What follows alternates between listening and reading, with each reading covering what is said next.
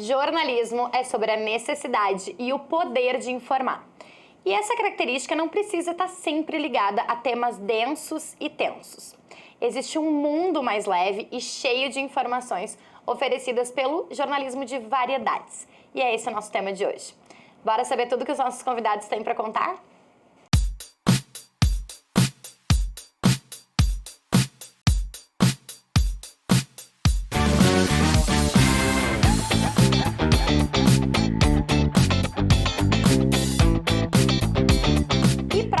Sobre essas pautas mais leves e que enchem o coração, eu recebo hoje 2 jornalistas com muita estrada por esses assuntos que nem sempre estão ligados ao dia a dia das pessoas, da sociedade, enfim. Então, com vocês, Daniela Salé, Roger Lerina, sejam muito bem-vindos ao Fala Mercado. Prazer sem tamanho estar aqui com vocês, com esse ícone do jornalismo cultural do Rio Grande do Sul, com você, Márcia. Sou fã dos dois. Obrigada. O prazer é todo meu também de estar com vocês duas aqui, falando sobre esses assuntos que nos falam tão de perto, né? É verdade. Vai ser bacana.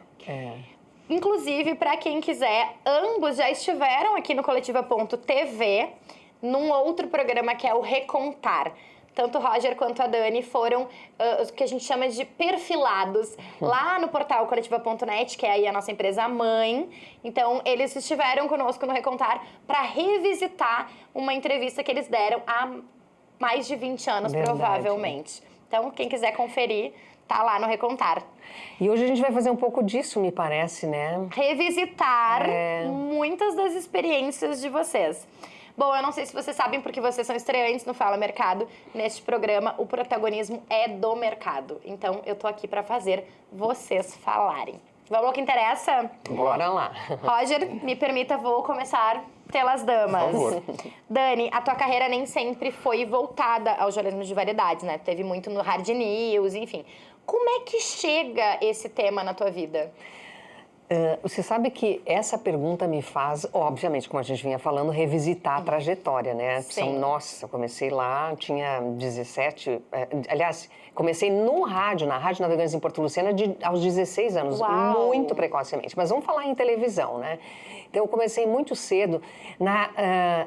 sede da sucursal da RBS TV em Santa Rosa, antes de se tornar uma emissora, né? Que tínhamos lá.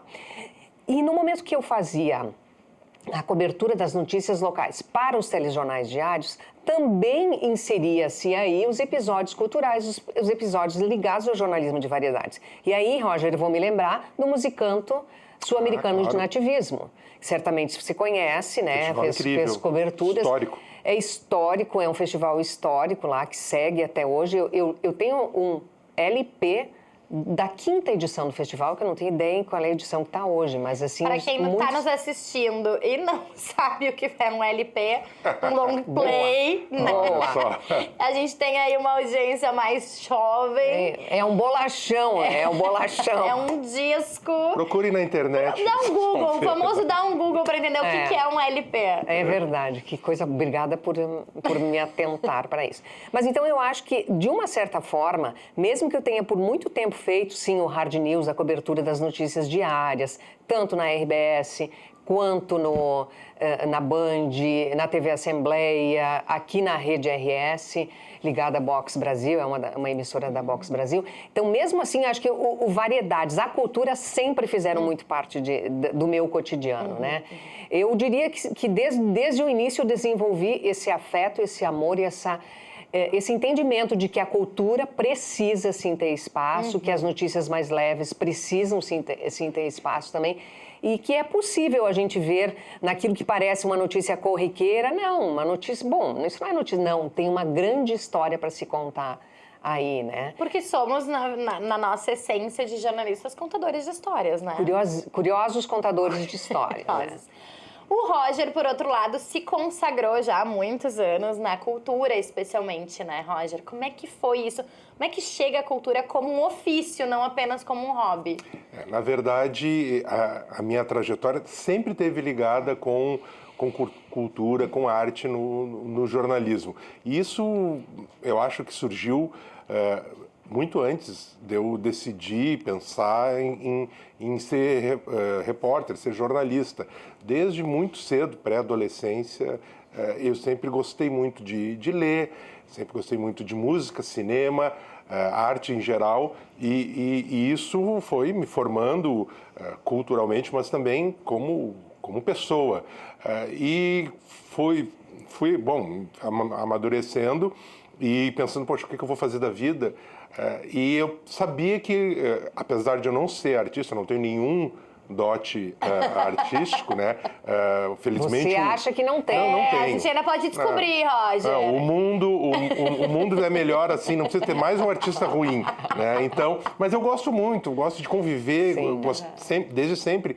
E naturalmente acabei me encaminhando para o jornalismo, que eu achei que eu poderia falar desses temas, especificamente do jornalismo cultural. E eu tive muita sorte, né, meninas, que eu consegui ter toda a minha trajetória ligada a esse universo, a esse mundo, e falando em veículos com audiência muito grande, importante, e tendo, por conta disso, muita gente lendo, me escutando, me vendo, TV, rádio, jornal, internet, e sempre falando de arte, de cultura, de entretenimento, que são os assuntos que sempre me tocaram de perto. Sempre brilharam o olho. Sem dúvida.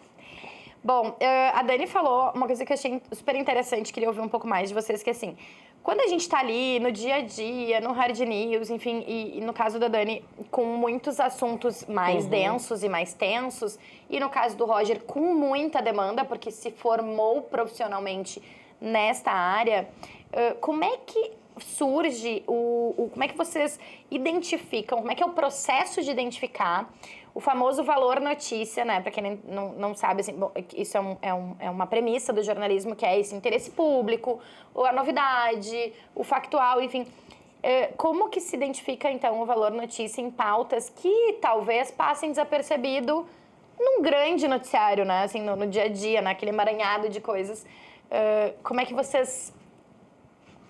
Pescam? Isso. Como é que pesca? De onde vem o cheiro de pauta cultural, claro, ou de variedades interessantes? Vamos juntos? Não, vamos lá, vai, vamos começa, juntos. Mas eu acho que a ideia é o seguinte: primeiro, numa redação, a gente inevitavelmente tem uma série de fontes e é isso que nos abastece muito, né? Então, assim, alimentar essas fontes é fundamental e há o interesse do outro lado também em nos procurar. Eu só imagino o quanto o Roger Lerina é demandado pelos temas ligados à cultura, né? Ao entretenimento e à cultura. Então, tem isso. Agora, eu acho que nada substitui o olhar atento para o que está acontecendo pertinho, aqui do lado. Onde se descobre alguém que é parente de não sei quem lá do passado, de algum personagem histórico do passado, né? Alguém que fez algo que na época era muito conhecido e depois não se tornou, caiu no esquecimento. E aí entra muita questão, né, Roger e Márcia, das redes, porque na época em que nós não tínhamos redes, que as coisas estavam sempre ali, sendo reavivadas por um clique, por uma curtida, realmente muita coisa caía no esquecimento. Vocês devem lembrar do episódio das gêmeas suíças que foram abandonadas aqui no Brasil. Foi factual naquela época, foi factual. Há poucos dias, por exemplo, nós infelizmente perdemos a mãe adotiva das gêmeas, Dona Edith Leipelt, aqui, que faleceu aqui em Porto Alegre. Então, assim, isso faz um revisitar a história que pode render muito bem um recontar aquilo que aconteceu lá nos anos de 1986, se não estou enganada. Então, essa atenção que a gente tem que dar para as coisas presentes, porque para um vizinho que pode ter uma bela história para nos contar, ou para um fato pregresso que pode ser recontado com uma outra perspectiva hoje, eu acho que é muito por aí, né? Assim, é a curiosidade que a gente se referia e estar atento e alimentar as fontes, que eu acho que você tem de sobra. Não, concordo plenamente contigo, Dani. E o que é interessante nesse universo da cultura é que ele, e da arte, do entretenimento, é que ele, sim, ele se relaciona muito com os produtos que são que são feitos com esse viés de arte e cultura, com o público que vai assisti-lo, consumi-lo, mas ele também propicia, aí eu acho que entra o olhar atento do jornalista, a visão mais ampla. Esses temas, esses assuntos, esses produtos, eles podem abrir para outros universos, propiciar discussões que vão para além da arte, da cultura, se é um filme para além do universo cinematográfico, se é uma canção, um disco para além da música. Eu vou dar um exemplo que está muito candente, muito momentoso, que é a recente premiação da Fernanda Torres como melhor atriz do Globo de Ouro pela sua participação no Ainda Estou Aqui. Bem, tem o filme, tem a atuação dela, etc. São assuntos absolutamente relevantes e que estão sendo discutidos. Mas nós também, por conta do filme, e a gente acompanha no noticiário e nas redes sociais, também se volta a falar a respeito do legado histórico, de apagamento histórico, história recente do Brasil, a época do regime militar entre 1964 e 1985, que não é tão distante assim, mas que tem muita gente que desconhece, ou que quer minimizar, ou que quer esquecer mesmo, ou mesmo mudar os fatos. Bem, o filme e essa premiação acaba jogando novamente luz nessa temática. Também podemos ver do ponto de vista de presença de artistas que não sejam norte-americanos ou anglófonos nesse mundo globalizado do entretenimento e que estão tomando cada vez mais espaço, sendo reconhecidos. Então, uma brasileira derrotando, digamos assim, apesar de que eu acho bobagem essa questão de competição, mas vamos lá, né? Outras atrizes consagradíssimas. E do Hemisfério Norte. Exatamente, todas do Hemisfério Norte, mulheres com uma presença midiática muito mais forte e internacional que a Fernanda Torres. E assim a gente pode falar de vários outros temas que abordam o comportamento, então a presença forte das mulheres em todas as áreas, não apenas da cultura, óbvio, mas em todos os campos que está crescendo. Então, isso que é o interessante de trabalhar com cultura, que a gente não precisa ficar apenas falando sobre esse tema, a gente pode conectar com o resto do mundo. Incrível, Lerina, a gente não conversou antes dessa nossa gravação, mas eu pensava exatamente nisso e agrego uma sugestão de pauta aos colegas que nos assistem, que eu acho fundamental. Porque me interessa pessoalmente, eu sou também produtora independente, já fiz alguns documentários e eu sei o quanto é duro esse mercado do audiovisual. Então, eu acho que este filme, a premiação da Fernanda Torres, também nos leva a pensar, uma outra sugestão aí de pauta, na grandeza, na importância e no que é o mercado audiovisual brasileiro. Né? Ou seja, há um senso comum, muitas vezes, de minimizar, cinema brasileiro isso, não sei o quê. E as pessoas não têm noção da economia por trás, né? Da economia gerada pelo audiovisual. Pela cultura nem se fala, mas assim, pelo audiovisual. Você que já acompanha tão de perto o Festival de Cinema de Gramado, mas quanta gente, me ajude, porque eu tô quase tossindo de novo, quanta gente trabalha para a produção de um filme. É uma cadeia produtiva enorme, variadíssima, gigante, que movimenta muito dinheiro, gera emprego. E de novo, para quem menospreza o valor da cultura, da arte, vamos falar de negócio. Movimenta a economia não apenas do Brasil, do mundo. O setor da indústria criativa, chamada economia criativa. Inclusive, vou puxar a brasa para o nosso assado. Temos um episódio do Fala Mercado em que a gente fala exatamente sobre a indústria da produção audiovisual e a gente bate muito nisso, assim, não só da indústria audiovisual como um negócio, como business, mas o quanto isso gera de emprego, o trabalho que dá essas produções. Então, realmente, assim, quem quiser conferir, a gente tem lá com a Brava Filmes e a Zep. Sabe o que eu sugiro? Que as pessoas não saiam tão apressadas dos cinemas. Que se deem ao trabalho de ver os créditos finais para entender a quantidade de gente envolvida e trabalhando. Isso dá uma ideia, né, da grandeza que é. Com certeza. Mas, falando agora, ouvindo vocês, assim, da onde saem essas pautas, também tem que ter um pouco de feeling, né, assim, do que vocês estão falando. Por exemplo, o Roger contando, bom, tem aí a Fernanda Torres, óbvio que esse é um assunto do momento, mas a gente tem outros olhares para essa pauta que podem ser tratadas em variedades. A Dani deu o exemplo das gêmeas, né? Ali foi um factual, afinal de contas, eram crianças, né, deixadas aqui no aeroporto, enfim. Mas tem um outro olhar, tem a morte da mãe adotiva delas, tem o revisitar com outro olhar. Isso é feeling ou isso também tem um pouco de... É bagagem? Eu acho que são também, os dois. né? Eu acho que são os dois, né? Eu me sinto muito melhor agora, aos 55, do que quando eu tinha 20 anos, com a inexperiência dos 20 anos, né? Eu acho que tem muito a ver com a bagagem, tem a ver com a sensibilidade, tem a ver com as terapias que a gente faz no decorrer da vida, porque a gente aprende também a ver e a se entender melhor e entender o mundo de outra forma. Então, assim, não tenha dúvida que tem a ver com a bagagem. Eu tenho muita vontade de fazer um trabalho acompanhando aquelas meninas que devem estar com seus perto dos 35, 40 anos hoje, saber como elas estão. Tenho uma proximidade muito grande com a família Leipelt aqui do Brasil e um afeto muito grande por aquelas crianças, porque foi uma semana intensa naquela época. Quem não lembra, 2 meninas abandonadas no aeroporto, levadas por um taxista até a casa de um casal. Por 1, 2 semanas se desconfiou do que era aquilo, se o seu Paulo era pai das crianças, era 1001 possibilidades.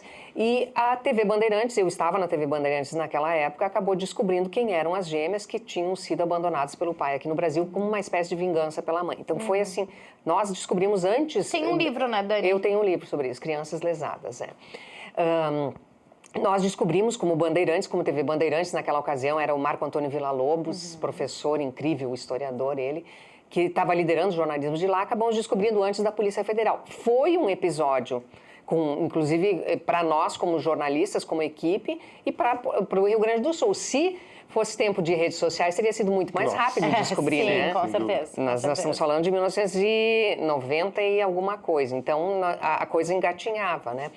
Mas voltando à tua questão, sim, é preciso ter essa sensibilidade, é preciso ter esse olhar. E eu imagino que, no caso do Roger, porque como você recebe muita pauta, eu imagino que é um grande desafio também, porque as páginas, né? Os textos não comportam tudo, apesar de muitas vezes ter muita coisa boa, né, para se divulgar. Exato. Eu também queria te entender como é que essa tua seleção, como é que tu decide. Seguindo esse raciocínio a respeito de hoje, redes sociais, que antes não tinham, etc., eu acho que cada vez mais está meio na contramão do que muita gente pensa, de que por conta de que todo mundo agora escreve nas redes sociais, se comunica, tem voz, o que é muito bom, em princípio, e que por conta disso o jornalismo estaria caminhando para a obsolescência e relevância, exatamente o contrário, gente. A profusão de informação disponível não significa que as pessoas estejam bem informadas, porque no meio de tanta informação também é muita desinformação, há informação equivocada, há informação descontextualizada, e é nosso dever como imprensa cada vez mais ser uma espécie de curador, né? Essa ideia da curadoria, da mentoria, de ser uma bússola nesse aluvião de informações que tem. Não é que sejamos os portadores da verdade, mas nós, por conta do ofício mesmo, dessa prática, de toda essa experiência que a Dani falou, que a gente acumula com o tempo, a gente tem mais familiaridade com as nossas áreas específicas de atuação e podemos mostrar para o público alguns caminhos e que, obviamente, as pessoas vão seguir. Para mim é muito gratificante, é um privilégio ter podido fazer durante muito tempo na minha trajetória profissional, esse papel de chegar num universo de produções, de vozes, de artistas, verificar e botar o olho, jogar uma luz sobre determinadas expressões ou criações artistas que eu achava que mereceriam ser mais conhecidas do público, talvez não fossem tanto, e chamar a atenção de quem me lê, de quem me assiste, escuta, dizer, olha, isso aqui e é feito aqui em Porto Alegre, é uma coisa que eu gosto muito, não que seja fechado e por bairrismo nenhum, absolutamente, mas a gente tem uma produção cultural, artística, né, Dani Márcia, incrível, variadíssima, e que, volto, não é tão conhecida do público assim. Então, é uma, posso dizer assim, uma missão que eu me coloquei, que é de fazer essa seleção, essa curadoria, e, finalizando, é o que realmente nos distingue e nos coloca como figuras, atores importantes desse universo da globosfera, midiático, é poder fazer uma curadoria, porque tem muita coisa. E descobrir o diferencial, a riqueza do que há de novo, do que há de diferente. Eu acho que isso você faz tão bem, Roger, porque, na verdade, essa massificação de estilos, de ritmos, né? Todo mundo cantando a mesma coisa e tal. E quando tem produtos e artistas riquíssimos, né? Riquíssimos, ali escondidinhos ainda. Então, bravo. Isso é importantíssimo. Esse teu trabalho. Bom, antes da gente continuar nosso papo e antes que eu esqueça, vamos lembrar a nossa audiência que este é um programa de oferecimento da Vero. Com a Vero, você tem acesso a mais clientes, vendendo nas opções Banri Compras pré-datado para até 60 dias e parcelado em até 12 vezes. Acesse sejavero.com.br. Bom, gente, com tanta experiência, já deu para vocês fazerem matéria sobre muita coisa, né? Ainda que o Roger tenha aí um pé no cinema bem importante, a Dani citou aí o Festival de Cinema de Gramado, mas já deu para, né, caminhar bastante. Contem pra gente quais são as pautas que vocês mais gostam de trabalhar. Quais são os temas que dá mais... eu não vou dizer que dá mais tesão, porque talvez vocês digam, vai ficar chato, né? Mas tem algumas que brilham o olho mais, assim, né? Enche mais o coração. Roger, por favor. Vamos eu? lá. Tá. Vai lá. Eu como me acho muito eclético nesse universo, eu gosto de muitas coisas distintas, muito diferentes. Mas, particularmente, eu gosto muito de conversar com as pessoas. Então, entrevista é algo que eu curto muito. Principalmente uma entrevista em rádio, em televisão, agora internet a gente faz também, que seja ao vivo ou gravada. Eu gosto de conversar com os artistas e trocar, né, impressões, opiniões e ideias com gente criativa. Isso para mim e aí pode ser um músico, pode ser um ator, uma atriz, um cineasta, um escritor, um bailarino. Isso é o tipo de pauta que me dá maior satisfação, acho, fazer, quando eu tenho que entrevistar Uma alguém. vez repórter, sempre repórter, a gente não né, perde Roger? não perde esse... A gente costuma brincar, inclusive, porque aqui no Fala Mercado eu recebo muitos jornalistas, né?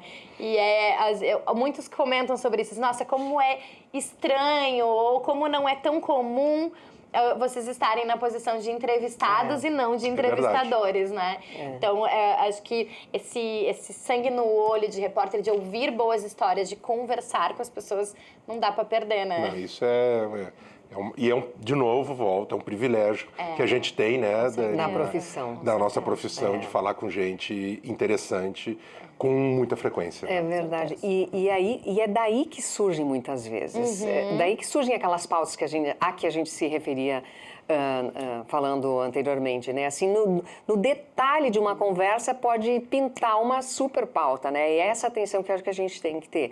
Nós não tínhamos combinado de novo, Roger Lerina, mas eu também amo ouvir histórias. Eu amo biografias. Então, assim, eu estou tendo o privilégio, já fiz isso na TV Assembleia, agora na Rede RS, eu também estou tendo esse privilégio de gravar o programa RS Personalidades, que reúne personalidades, porque a gente tem o que contar destas personas. Reúne o artista, o empresário, reúne o líder comunitário, porque tem lideranças comunitárias que transformam a vida de muitas outras pessoas. E eu gosto de ir fundo nessas histórias, que emocionam, que contam do seu passado, né? E sempre tem algo de útil e inspirador para quem está assistindo lá na ponta. Em primeiro lugar, a mim, aos colegas aqui do estúdio, mas a quem assiste o programa, a entrevista lá na ponta, sempre tem algo de inspirador. Posso fazer por aí, posso ir por aí. Ou alguma história que comove também, né? Então, assim, acho que nada substitui o ouvir, né? Nesses tempos que a gente quer tanto aparecer, a gente como o universo, quer tanto aparecer e mostrar o que está fazendo, o ouvir tem um valor incrível, e é de lá que podem surgir muitas coisas e muitas histórias e muitas pautas e assuntos para o bom jornalismo, né? Bom, então realmente uma vez repórter, sempre repórter, ainda que a gente assuma outras funções, né? Eu sempre falo aqui, e isso em qualquer área da indústria criativa ou do mercado da comunicação, que nem tudo são flores, né? E aí, com a carreira de vocês, inclusive, bastante longa e bastante consolidada, já tiveram muitos perrengues, né? Alguns chiques, outros nem tanto, provavelmente. Então, eu queria descobrir, queria que vocês compartilhassem com a gente o que já foi, assim, de muito difícil numa pauta. Que perrengue ficou muito marcante para vocês? Para a gente poder até inspirar as pessoas que nos assistem, de que não é esse glamour todo, né? O Roger no Festival de Gramado, nossa, né? E tava falando, de entrevistar, poxa, a gente tem o privilégio de entrevistar pessoas muito interessantes, com muita visibilidade, às vezes, inclusive, né? No mundo da música e do cinema mais ainda, né? Que é especialmente no caso do Roger. Por trás dessas câmeras ou desses microfones tem perrengue, né? Tem. Quem começa? Eu acho que não tenha dúvida. E eu acho que o perrengue principal nosso no jornalismo é quando falta o entrevistado, né? Está no programa ao vivo e o entrevistado se esvaiu, aconteceu alguma coisa. Então, este é o perrengue principal. Talvez mais comum, inclusive, né, mais Dani? Mais comum. Acontece. Eu estava fazendo 30 anos num programa na TV Bandeirantes e decidi, apresentava o Acontece, que, aliás, foi um programa de variedades lá na Band, e decidi falar sobre a crise dos 30, na época que se falava em crise dos 30. Bom, um dos entrevistados desapareceu na última hora, marcou que não vou e tal. Eu, como perfeccionista que sou, caí numa crise de choro. Como que vai acontecer esse programa e tal? Afinal das contas, saiu maravilhoso o programa, deu tudo certo. Mas eu quero falar de um perrengue que foi também na Band. O Plano Real estava completando 4 anos e eu vou para o mercado público. Bira Valdez, Afonso Ritter, Hélio Gama estavam no estúdio e eu vou para o mercado público para ouvir as pessoas o que é que elas estavam achando dos 4 anos do Plano Real, tá? Rapidinho, vou tentar resumir essa história. O que a gente faz? Pede, Márcia, você está aí, olha, eu tô entrando ao vivo para a Band, você pode me dar uma entrevista? Me aguarda um minutinho, por favor. E eu vou, e demoram para me chamar. Quando eu chego na entrevistada, eu pergunto, olá, a senhora é dona de casa? Porque eu realmente não sabia se era dona de casa. E ela responde para mim, tô aqui te esperando, indignada comigo, né? Indignada.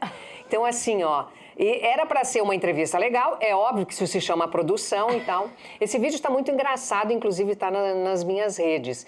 Tô aqui te esperando. Aquilo me desmontou na hora. Óbvio que eu sou.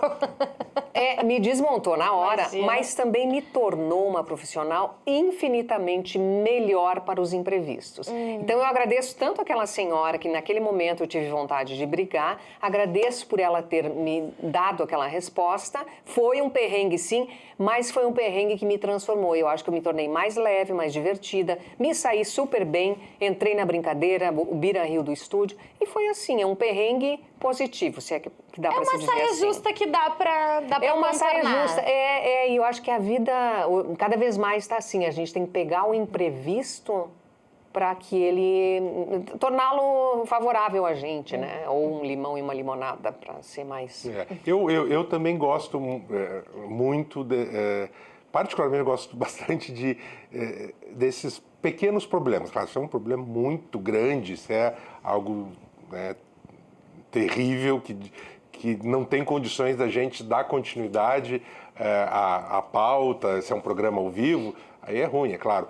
Mas eu acho que esses pequenos mal-entendidos, alguns problemas que acontecem, e mesmo problemas técnicos, eu acho, meninas, que na verdade, eles dão mais sabor, dão mais vida ao conteúdo que a gente está produzindo, especialmente quando a gente está nesse universo da cultura, da arte, do entretenimento, que, claro, é diferente de se estamos fazendo uma cobertura, por exemplo, de uma eleição ou de uma tragédia que está acontecendo. Realmente, o nível de tensão e de seriedade exigido por esse tipo de pauta, né, que no jargão jornalístico costumamos chamar de hard news, quando as coisas dão errado, elas escalonam de outra maneira. Mas quando nesse universo, e já aconteceu tantas, que eu até nem sei dizer qual especificamente, mas tem eu prefiro falar dos tipos de problemas que acontecem, e que eu acho que no final das contas, aí claro, vale a experiência, a cancha e o poder de improviso da gente. Como, por exemplo, entradas ao vivo em que a gente está com um ponto, né, eletrônico, ouvindo quem está no estúdio, a gente está na rua para entrevistar e você não ouve. Por alguma falha, ou está muito baixo, ou simplesmente o sinal não...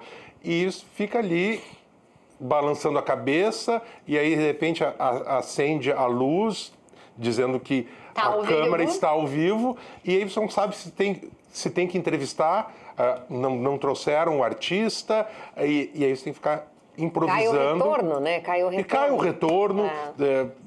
Você não sabe exatamente o que acontecer. Outra coisa que aconteceu muito seguidamente comigo é a gente gravar uma entrevista no tempo da fita cassete e dar algum problema, o gravador não funcionar, ou ficar inaudível. Eu já passei. E assim, eu tenho uma específica, assim, que é um grande compositor americano de música clássica, contemporânea, chamado Philip Glass. Estava aqui no Brasil, se apresentou em Porto Alegre, inclusive dentro do Porto Alegre em Cena, isso no começo dos anos 2000, não me lembro exatamente o ano, e eu tive que fazer uma entrevista com ele, o horário que tinha era um determinado, só que ele estava em São Paulo, uma entrevista por telefone, portanto, e ele estava no trânsito em São Paulo, num celular, há tempo que os celulares pegavam mal, e falando num inglês, ele fala muito fechadamente, então era incompreensível. Eu fazia uma pergunta que eu já tinha escrito, eu não escutava as respostas, ele podia estar dando o terceiro segredo de Fátima, ele podia estar me dizendo a maior maravilha, e eu não estava nem entendendo o que ele dizia. Eu continuava com as perguntas, terminei, obrigado, tchau, e aí, bom, vamos lá degravar, vamos ouvir as respostas do Philip Glass. Não tinha, mas era assim, eu entendia uma palavra a cada 40 segundos. E aí eu construí uma entrevista em cima das perguntas, em cima de outras coisas. Eu tive essa de gravar, é um clássico, né? É um clássico. Quem nunca, né? Quem nunca? Eu já tive, assim, eu tive duas, uma coisa que é comum também, mas que me deixava muito nervosa na época de repórter, era quando alguém dizia assim, preciso que tu entreviste o fulano agora. Sim. Não dá tempo de preparar. E não dá tempo de preparar. Não sabe quem é, e aí tu não tá ali. Claro que minimamente a gente sabe algumas coisas, especialmente no Hard News, mas assim, meu Deus, e agora? Vamos lá. E essa de gravação eu gravei na época, eu acho que eu esqueci o gravador digital, já era gravador digital, porque eu gravei com fita. Sim, assim, tu tá gravando com a pessoa, aí tu... Como é que é? Aprender a... Datilografar. Eu gravei com fita, eu fazia entrevista, pedia só um pouquinho, pausa, vira a fita, que acabou, grava o resto. Mas eu tive essa do gravador que... Eu acho que eu esqueci o gravador e eu já estava já era a época do celular, eu pensei, vou baixar um aplicativo. Mas, gente, pensa em baixar um aplicativo, eu tô falando de, sei lá, talvez 7, 8, talvez 10 anos atrás. Não era tão simples. Não era tão É, simples. não. Baixei o aplicativo, testei, subindo no elevador pra chegar na entrevista. Tudo pra dar errado. Tudo pra dar errado. E aí liguei o gravador, tudo certo, tinha testado.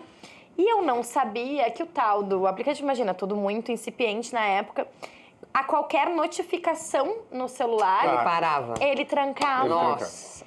Eu gravei uma entrevista eu fiz uma entrevista de quase 1h30, eu gravei 5 minutos. 5 minutos. Nossa. 5 minutos. E eu lembro que na época eu fiz 2 entrevistas no mesmo dia, uma de manhã e uma de tarde. E eu não tinha me dado conta da primeira, que isso tinha acontecido. Nossa. E na segunda, eu gravei 15 segundos. É. Foi o tempo que precisou pra entrar uma notificação e a gravação parar. E aí depois tivesse que inventar que nem eu. E aí, eu lembro que tinha amigas que diziam, ainda bem que foi Uma contigo, lembrança. que tem uma memória ótima, gente. né? Assim, porque, realmente, essa do gravador, Mas, essas entrevistas são clássicas. Quando é possível, eu opto pela transparência com o entrevistado. Eu opto também em dizer, no teu caso, acho que seria inviável, né? Tu regravar. Não, Mas sim. inviável. Mas eu opto em contar o que aconteceu Não, mesmo. claro, isso eu já fiz eu também. lembro que eu já fiz isso. Eu É. lembro que eu mandei até um e-mail, assim, porque eu tenho realmente uma memória bem privilegiada, mas tinham coisas que não tinha como. E como eu tinha ali mais ou menos um roteiro, então, assim, Facilitou. dava pra mandar um e-mail e dizer, fulano, olha só, tive um problema, assim, tu pode repetir pra mim sobre tal pergunta? Dá, mas em alguns momentos Não. tem como Aí reduz recuperar, o né? tamanho e tal. Gente, Mas é um desafio, mas sim. por outro lado, tem coisas muito boas. Tem coisas muito legais, tem coisas muito inesquecíveis. Então, eu queria saber de vocês, nessas andanças de vocês, alguma matéria ou alguma, se vocês tivessem que escolher... Sabe aquela pergunta assim? Se vocês tivessem que escolher uma matéria da vida de vocês, qual seria? Ou quais seriam? Eu acho bastante difícil essa resposta. Eu assim, imagino que sim. Primeiro que eu não tenho essa memória privilegiada que você tem, tá? Mas mesmo assim, tendo, ó, eu não saberia escolher, Dani. como eu gosto muito dessa questão de ouvir as pessoas, eu vou fazer referência a uma série chamada Lugares, realizada lá na TV Assembleia, que eu viajei por lugares aqui do Rio Grande do Sul.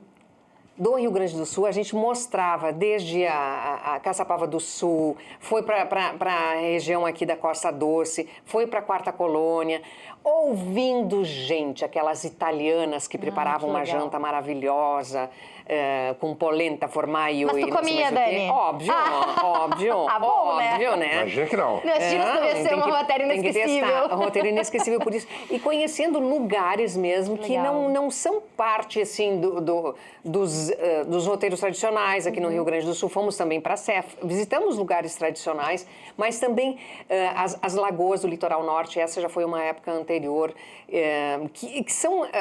As pessoas vão pro litoral, vão para a praia. As lagoas são uma área belíssima no Sim. litoral norte. Legal. Né, que a gente pode conhecer. Então, assim, me realiza muito como você gosta de mostrar artistas que não são tão conhecidos, lugares desconhecidos, pessoas desconhecidas. Volto a falar de lideranças comunitárias que fazem trabalhos incríveis ali junto às suas comunidades. Para mim, isso é muito gratificante. Eu não destacaria nenhuma grande entrevista. Lá nos Festivais de Cinema, entrevistei Gina Lollobrigida, Gina mas Lollo. muito rapidamente, entre tantos outros nacionais que são maravilhosos, né, artistas e diretores nacionais, e gente, colegas, como chamam, os críticos de cinema também, que são incríveis, que se aprende muito. Para mim, acho que o segredo de me sair satisfeita de uma pauta é assim, o que eu aprendi com isso e o que eu poderei transmitir de bom para quem vai assistir essa matéria, né? O que eu vou compartilhar de bom. Legal. Para mim, tem muito disso. Eu, para ficar na temática das entrevistas, disso que eu falei, que eu gosto muito da conversa, eu também, da mesma forma que a Dani, é muito difícil, assim, né? Mas escolher, pensar uma ou mais que uma é complicado, porque a gente... Felizmente fala, né? Tem chão aí, fizemos de um tudo. Então, entrevistar, falar com pessoas que a gente admira, às vezes, né, ídolos, grandes, né, cineastas, falar sobre, de uma atriz icônica, Gina Lollobrigida. Tive a sorte de poder entrevistar gente, assim, como cineastas como, né, o Quentin Tarantino, Nossa. David Lynch, Peter Greenaway, né, diretores super conhecidos, o iraniano Abbas Kiarostami, que é um dos grandes, né, nomes do cinema internacional, e assim, muitos artistas também, David Gilmour do Pink Floyd, contei aqui, Ringo Starr, entrevistei no México, em função, né, de uma época em que se fazia muito essas coberturas internacionais, se ia para fora do país ou os artistas vinham para lançar filmes.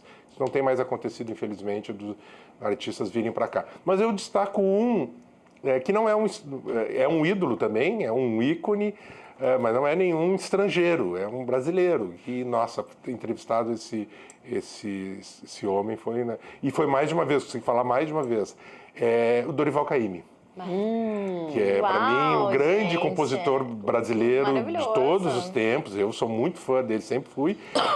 E a primeira vez que eu falei com ele foi em função, isso também, começo dos anos 2000, de uma biografia dele escrita pela neta. Falei também com a neta, mas consegui falar com ele. E que estava sendo lançada essa biografia. E aí pude falar pelo telefone e eu nem lembro direito, a entrevista não foi exatamente sensacional, mas ele foi muito carinhoso, ele tinha parentes aqui no Sul, uma prima que era artista visual, artista pintora, etc. Então ele perguntava por ela, como se eu conhecesse, né? Como se fosse alguém que eu tivesse encontrado. Como se fosse uma aldeia. Exatamente. Né? E foi e aquele jeito, né, baiano, lânguido, né, ralentado de falar, uma beleza. E eu fiquei com o telefone dele, aquelas coisas, e aí eu abusava, né? Qualquer coisa, eu disse, vou dar uma ligada pro Dorival, para ver o que ele acha. Aí a pauta era, sei lá, um novo disco do Caetano Veloso, por exemplo. Eu ligava pro Dorival e ele atendia, né? Às vezes ele mesmo atendia. E eu perguntava, você já ouviu? O que você acha do Caetano? Aí ele falava qualquer coisa, não importa, eu queria ouvir o Dorival e, poxa, né? Nossa, peraí, esse é um gancho pra gente dizer, pessoal, liguem-se nas fontes. Fonte é isso, é poder chamar o Dorival Caymmi para pedir a opinião dele. Isso é fantástico, né? Com certeza, com certeza. Gente, muito obrigada. Infelizmente, o nosso tempo acabou. E eu podia ficar assim, ficar aqui ouvindo vocês falarem, contarem dessas histórias que eu adoro. Tá bom mesmo, então, papo. Muito obrigada mesmo por compartilharem tantas experiências com a gente. Conta conosco, parabéns por todo o trabalho que a Coletiva.net tem feito. É um orgulho pra gente ter esse espaço, né, para falar de comunicação, sem dúvida. Em todas as suas vertentes. Muito legal e um prazer esse reencontro, tá? Com vocês dois. Fala Mercado costuma proporcionar reencontros bem interessantes muito aqui. Bom. Muito legal, obrigado pelo convite. Para vocês que ficaram com a gente até aqui, muito obrigada pela audiência.